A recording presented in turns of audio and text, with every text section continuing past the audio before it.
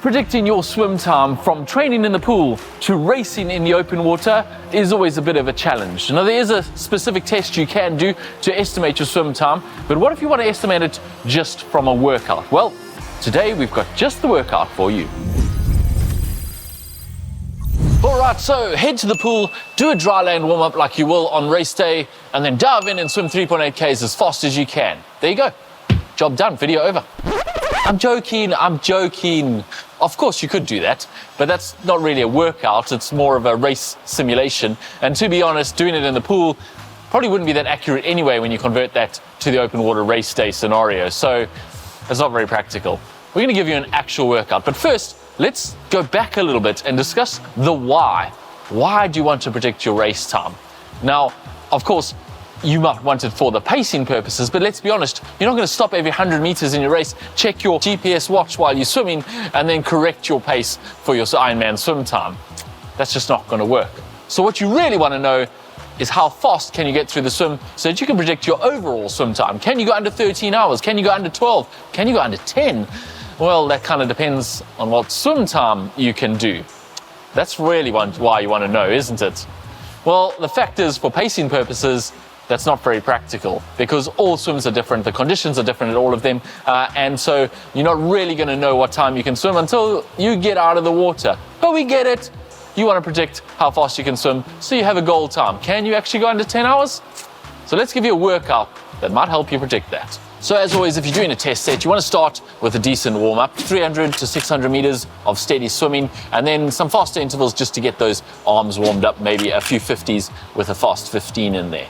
Then it's onto the main set, 20 by 100 with 10-second rest. This is a pretty straightforward set. You want to try and keep your pace the same across all 20 of the 100s. You don't want to see your pace dropping too much. Then take your average pace across all 20 that you're able to hold and add 15% to that. And that should give you a pretty good idea of the pace you can sustain for the whole 3.8 kilometers. So if you average 145, leaving on 155 for those 2100s, and add 15% to that, you're going to go about 2 minutes per 100 in your Ironman, which is a 1 hour 16 Ironman swim. If you averaged 130, that'll be a 143 if you add 15%, and that'll give you an hour 6 swim. Then if you average 115 for all those hundreds, leaving on 125, well, that will give you just under 55 minutes Ironman swim. Pretty fast predicted time. Alternatively, if you really have no idea what you can do for those 2100s, you can do a critical swim speed test. That is a CSS test. This gives you your aerobic threshold pace for swimming, essentially the pace that you can sustain for 1500 meters. The test is fairly simple and it's pretty accurate at estimating it. Obviously, the pace you can hold for 1500 meters is not the pace you can do for a full Ironman, but if you add a little bit of time to that, you will have a pretty good idea of what pace you can swim, and at the very least you'll have a good idea of what pace you can swim for those 2100s. So the test is like this. You do a good warm-up again, and then 400 meters as hard as you can. Try and pace this well, don't let your pace drop off at the end of the 400. Then you're going to have a complete recovery, so 10 minutes of very easy swimming and complete rest, and then 200 meters as hard as you can. You can then use those times for your 200 and 400, plug it into an online calculator, or simply do the maths yourself. Subtract the 200 time from the 400 time and divide by 2. That'll give you a pace per 100 that is your critical swim speed, the speed you should be able to sustain 1500 meters. As I say, you probably won't sustain that for an Ironman, but it'll give you a pretty good idea of where to start. All right, on to those caveats that I mentioned earlier. The reasons why predicting your swim time for an Ironman is so difficult, and why your prediction, even based on our session we just gave you, might be a little bit out. Starting with tumble turns. Of course, you're not going to do any tumble turns in an Ironman swim, so if your tumble turns are really good, well, that's going to affect your time out in the open water when you're not doing any. If they're really bad, similarly, it's going to affect your time, or maybe the other way. Either way, a tumble turn is always a little bit of a rest, which you don't get in the open water, so it is going to affect your time somewhat when you're just swimming non-stop 3.8 Ks.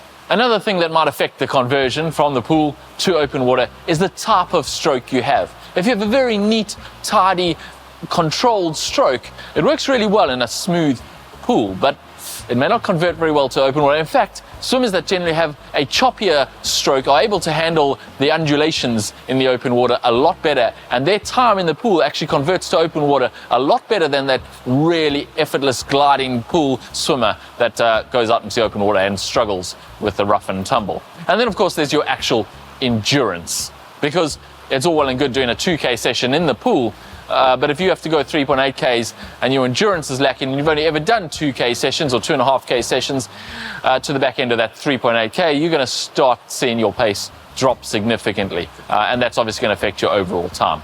And then of course there's your body position in the water. Someone with a good body position might not get that much benefit from a wetsuit that they might use in the open water, whereas someone who doesn't have such a good body position puts on a wetsuit and is going to see a significant increase in their speed.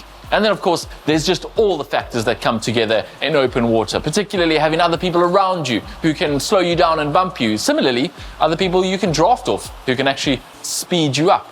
There's also the conditions, the currents, the weather, the waves, the chop. All those kind of things can really affect your pace that you can maintain in open water. You get the picture. Essentially, the pace you can hold in the pool may not convert to the pace you can hold in open water. But as we said at the beginning, the pace is not really the thing you need to be concentrating on, because you can't really look at your pace every 100 meters when you're out in the water anyway. What you need to be concentrating on is your effort level. You need to know exactly what effort level you can sustain for 3.8 kilometers, so that out in the open water, regardless of what the conditions and the other competitors throw at you, you can maintain that effort level the whole way through. That way, you'll have the best possible 3.8 swim that you are capable of. So have you done a CSS test? Or have you tried our session, and how accurately did it predict your Ironman swim? We'd be very interested to know. Leave a comment down below. At the end of the day, even if it didn't predict it very well, it's still a very good training session to get you ready for that Ironman swim. So no harm in doing it fairly regularly anyway. Thanks for watching. Hit the thumbs up button if you've enjoyed this video, and happy swimming.